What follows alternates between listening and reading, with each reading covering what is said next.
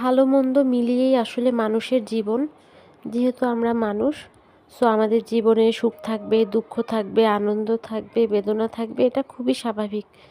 কিন্তু কিছু কিছু জিনিস না আসলে স্বাভাবিক লাগে না।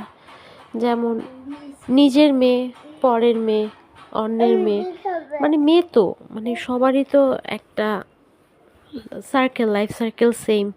সো কিছু মানুষ এত ডিফারেন্সই করে না, মানে খুব কষ্ট লাগে। যাই হোক, এক সময় ছিল যে শীতকাল আমার খুবই পছন্দের। ওয়েট করতাম কখন শীতকাল আসবে, কখন বিভিন্ন ফ্যাশনেবল সোয়েটার, শল সব কিছু পরবো, মানে খুবই ভালো লাগতো। কিন্তু এখন শীত আসলে আসলে শীত আসার আগেই আমার ভেতরে একটা অজানা ভয় কাজ করে।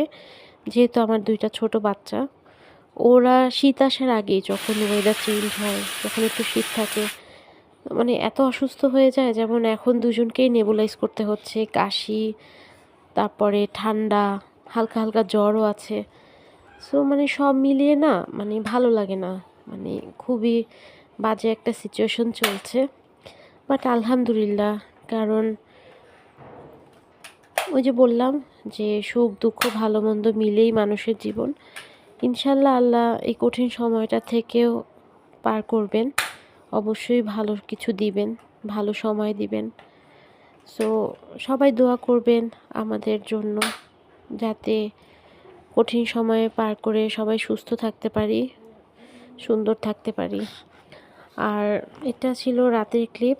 দুপুরে খাওয়া দাওয়ার পরে রাতে একটু খাবারটা শর্ট পড়ে গিয়েছিল। সো ওর বাবা একটু ডিম ভুনা করতে চাইলো, এই জন্য ওর বাবার আর আমার জন্য একটু ডিম ভুনা করে নিলাম। আর এটা হচ্ছে পরের দিন দুপুরের ক্লিপ। মানে বললাম না বাচ্চা কাচ্চার শরীরটা খারাপ, তো 2 বেলা করে নেবুলাইজ করা, অনেক সময় 3 বেলাও করতে হয়। তারপরও মানে কফের জন্য, কাশির জন্য খাওয়া দাওয়া করছে না, জ্বর।